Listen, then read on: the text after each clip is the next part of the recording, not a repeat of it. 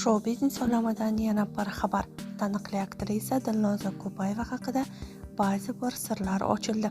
Assalomu alaykum, hurmatli tomoshabin do'stlar. Kanalimizga xush kelibsiz. Videoroliklar kengroq tarqalishi uchun like hamda podpisatsiya tugmachalarini bosib qoldirishni unutmang. O'zbek Milliy akademik drama teatri aktrisasi Kelgindi kelin, Telba, Baron, Farzandim kabi filmlardagi rollari bilan tomoshabinlar mehrini qozongan aktrisa Dilnoza Kubayevaning hayoti va ijodiy faoliyatiga nazar tashlaymiz. Maktabga borishni istamasdim. Dilnoza Kubayeva 1986-yil Toshkent shahrida ziyolilar xonadonida tug'ilgan. Otasi biolog olim, onasi esa iqtisod sohasida faoliyat yuritgan. U oilada yagona qiz bo'lib, 2 o'g'ildan keyin dunyoga kelgan. Bir nafar ukasi bor. Katta otamizning ismi Ko'paysin bo'lgan. Sobiq ittifoq davrida tug'ilganlik haqidagi guvohnomaga Kubayeva deb yozilgan. Keyinchalik o'zgartirmadik. Aslida familiyam Ko'paysinova yoki Kubayeva bo'lishi kerak. Uydagilar yolg'iz qiz farzand deb meni hech qachon erkalatganini eslolmayman. Oilamizda shunday an'ana bor ediki, kimda qaysi kasbga ishtiyoq, layoqat bo'lsa, u albatta qo'llab-quvvatlanardi. Kelgusida shu yo'ldan ketishiga sharoit yaratilardi. Hamisha fikrimizni uyalmasdan erkin aytishga odatlanganmiz. Kichkinaligimdan boshqalarga qo'shila olmasdim. Bir chekkada kimtinibgina turadigan qizaloq bo'lganman. Maktabga ham borishni istamasdim. Har bir voqea, hodisani o'ylayverardim. Nega bu shunday deb tan olaman. Qiyinchilikda o'sganmiz. Bog'chada o'rgangan raqslarimni uydagilarga ko'rsatib, ularning olqishini olgan beg'ubor damlar ham kechagidek yodimda. Maktabda turli bayram kechalarida faol bo'lganman. Mikrofonni ushlasam rosa hayajonlanardim. Oyoq qo'lim tinmay qaltirardi. Maktabni tugatgach, Respublika Nafis san'at litseyiga o'qishga kirib, u yerda ustozlarimdan san'at bo'yicha saboq oldim. O'sha litsey institutiga kirishimda poydevor vazifasini o'tagan desam mubolag'a bo'lmaydi degan edi Dilnoza Kubayeva o'z intervyularida. Munavvar Abdullayevaning sevimli shogirdi. 2002-yili hozirgi O'zbekiston Davlat san'at va madaniyat institutiga o'qishga kirgan Dilnoza O'zbekiston xalq artisti Xayrulla Sa'diyev hamda O'zbekistonda xizmat ko'rsatgan yoshlar murabbiyi Munavvar Abdullayevani o'ziga ustoz deb biladi va ularning etagini mahkam ushlaydi. Ustozlarim ichida eng qattiq qo'li Munavvar opa bo'ladi. Institutga kirayotganda ijodiy imtihonga boshqa abituriyentlar singari Guli yoki Ofeliya monologini emas, Orifxon Odilxonov qalamiga mansub qurib borayotgan Orol dengizi monologini tayyorlab borganligim e'tiboriga tushgan ekan. U kuchli psixolog, yolg'on gapirgan talabani darhol payqardi. Yolg'ondan nafratlanadi. Rostgo'y, mehnatkash insonlarni qadrlaydi. Halollikka, ayniqsa qizlarni o'zbekona hayo-iboni yo'qotmaslikka chaqirardi. Oliygohda ustozlik qilish bilan bir qatorda xuddi onam kabi yo'l-yo'riq ko'rsatardi. Ba'zida ish yuzasidan qo'ng'iroq qilganimda soatlab rol ijro xususida kamchiliklar ustida ishlardik. Yordam so'raganimda hech qachon yo'q demaydilar. Ustozimdan kamchiliklarni tanqid qilish masalasida o'rnak olsak arziydi. Hali hamon ular bilan har bir ishimni maslahatlashaman deya ustozi haqida gapirgandi aktrisa. Dilnoza talabalik davridan, ya'ni 2004-yildan O'zbek Milliy akademik drama teatrida faoliyat yurita boshlaydi. U teatrdagi debyut ijrosi Munavvar Abdullayeva sahnalashtirgan Andishali kelinchak spektaklidagi Olmaxon roli bilan tomoshabinlar nazariga tushadi. Keyinchalik Omonat dunyo, Bir qanotlilar, Bevalar, Sizsiz o'tmas kunlarim, Quyoshni sen uyg'otasan, Alisher Navoiy kabi ko'plab sahna asarlarida turli xarakterdagi katta-kichik rollarni talqin qiladi. Tashrif qog'ozga aylangan Kelgindi kelin. Teatr sahnasida charxlanib, mahoratini oshirib borgan aktrisa kinodagi ijrolari bilan muxlislari safini yanada kengaytirishga erishadi. U kinodagi ilk rolini Taqdir charxpalagi filmida o'ynaydi, ammo bu ijro omadsiz chiqadi. Vaqt o'tib, Kelgindi kuyov kinosida suratga tushadi va undagi roli ham aktrisa kutgan muvaffaqiyatni olib kelmaydi. 2005-yilda katta ekranlarga chiqqan Kelgindi kelin filmidagi Charoz obrazi Dilnoza Kubayevani xalqqa tanitadi va mazkur rol uning tashrif qog'oziga aylanadi. Aktrisa intervyularining birida ushbu kinoga qay tariqa kelib qolgani haqida quyidagicha so'z yuritgandi. Aslida hayotda tantiq, ruslashgan qizlarni yoqtirmayman. Qahramonim Charoz ana shunday kamchiliklarga ega bo'lsa-da, lekin uning qalbi borligi, ko'zini yog' bosmaganligi, his-tuyg'ulari o'lmagan qiz bo'lganligi bois ushbu rolni o'ynaganman.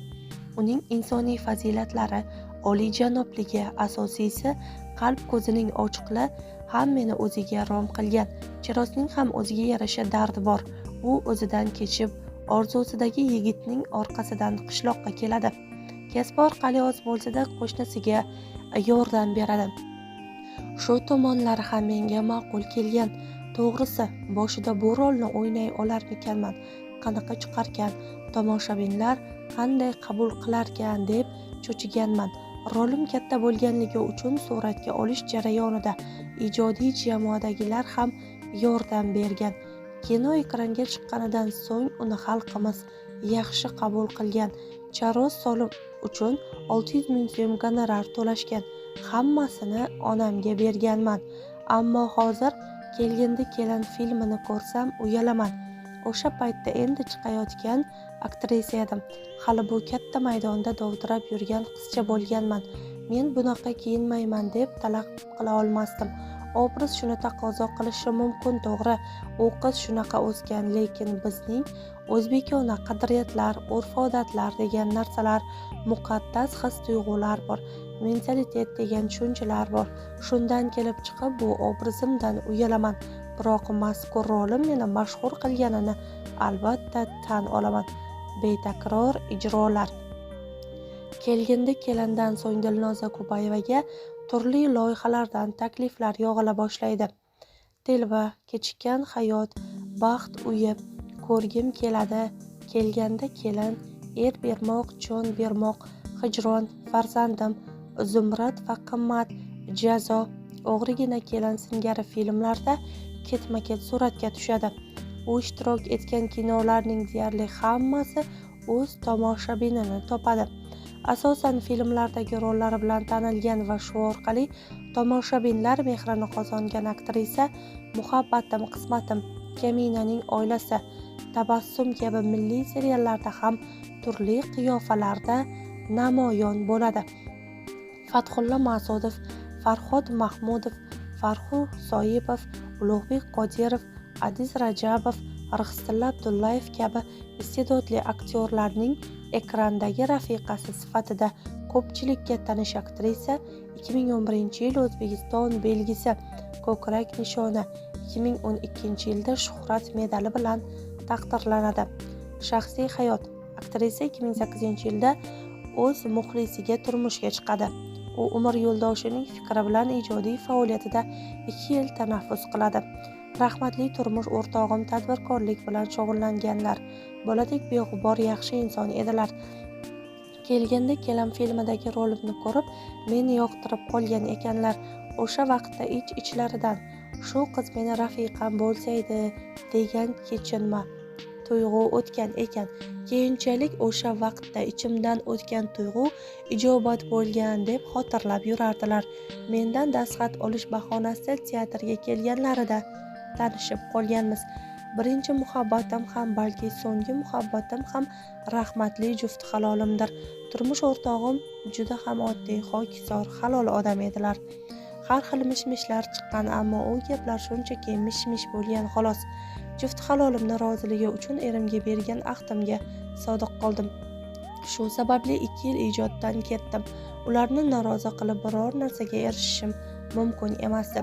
Xo'jayinim 30 yoshdan oshganda olamdan o'tdilar. Ular mendan minnatdor bo'lib, rozi bo'lib, senga tarbiya bergan onangga rahmat dedilar. Bu gap men uchun butun umrga tatiydi. Shu uchun o'g'limning ham oldida vijdonim pok, uning ko'ziga bemalol qaray olaman. Buni o'ziga ham ochiq, oydin aytaman. Hammasi uchun roziman. Yaxshiyam sabrli bo'lgan ekanman. Yaxshiyam qanday kun bo'lsa ham chidagan ekanman. Yaxshiyam kasbingni tashla degan vaqtlarda tashlagan ekanman. Mana yana ishlab ketdim. U insonni juda ham e'zozladim. Xuddi yosh boladek kezi kelganda emizikli bolamni onamga tashlab, ular bilan birga kasalxonada qolganman degan edi u. Marhum turmush o'rtog'imga rahmat deyman. To'g'ri, orqamdan juda ko'p gap so'zlar bo'ldi. Ularning vafotidan keyin men uchun ko'p sirlar ochildi. Shu qiz turmush o'rtog'im bo'ladi, oq libos kiydiraman, ham shar'iy, ham qonuniy hamrohi bo'laman deb chiroyli tashlab ketdi. Biroq shu inson shaxt va qat'iyat bilan meni baxtli qila oldi. Kutgan insonlarimdan qat'iyat bo'lmadi.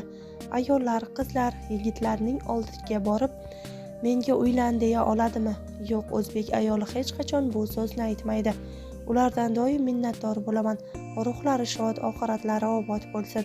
Men har doim ota-onasiga xos bo'lgan, yarashadigan ishni qila oladigan, har duosida chiroyli narsa chiqaradigan, amallari bilan jannatda toj kiydiradigan o'g'il tarbiya qilyapman. Balki o'g'lim shifokor bo'lar. Aktrisaning o'g'li Muhammad Amin 14 yoshda bo'lib, u musiqa maktabida o'qiydi. Muhammad Amin kelgusida qanday kasbni egallashidan qat'iy nazar, poydevori musiqa bilan mustahkam bo'lishini istayman. Bundan tashqari musiqani bilgan, tushungan insondan yomonlik chiqmaydi. Qaysi sohani tanlamasin, tanloviga hurmat bilan yondashaman. Uni hech qachon majburlamayman, balki yillar o'tib ulg'aygach orzuyimdagidek shifokor bo'lar. Buni endi vaqt ko'rsatadi, deydi aktrisa.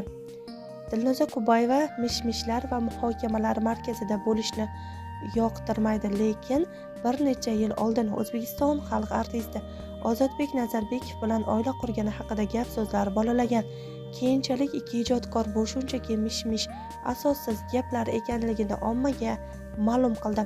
Aktrisa oxirgi intervyularida ikkinchi marta turmushga chiqish niyati borligini aytarkan, uni boricha qabul qila oladigan inson bilan oila qurmoqchiligini qayd etadi. Meni borimcha qabul qiladigan, ekrandagi Dilnoza Kubayevani emas, sahna ortidagi oddiy Dilnozani sevadigan, bor nuqsonlarim, kamchiliklarim bilan yaxshi ko'radigan, muammolarimni tushunadigan, maslahatdosh, ko'ngli toza, vijdonli inson uchrasa albatta turmushga chiqardim, deydi aktrisa. So'zga va ichki niyatga ehtiyot bo'lish kerak. Ko'p niyatlarimga yarasha jazoimni olgan holatlar ham bo'lgan. Farzandimni dunyoga keltirayotgan vaqtimda ichimda boshqa tug'mayman deb aytganman. Juda qiyin ekan deganman. Tilimga chiqarishga qo'rqqanman.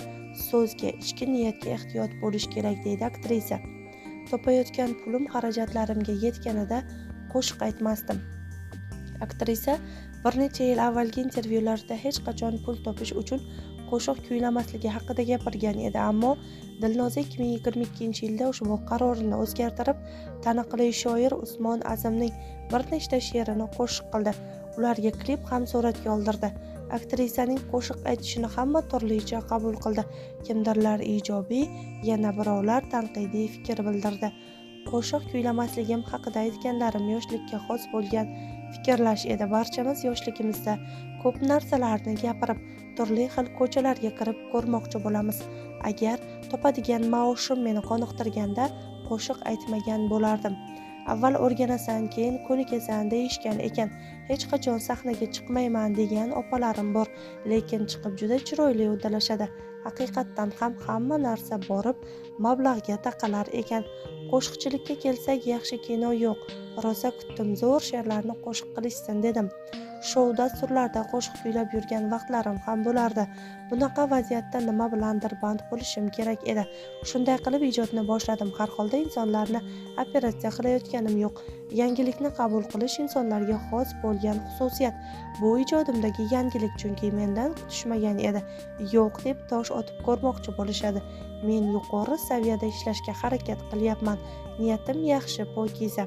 Agar kimningdir hafsalasi pir bo'lib peshonasi tirishayotgan bo'lsa, yaxshisi ko'rmasin, degan edi Dilnoza Kubayeva 2023-yilda bergan intervyusida.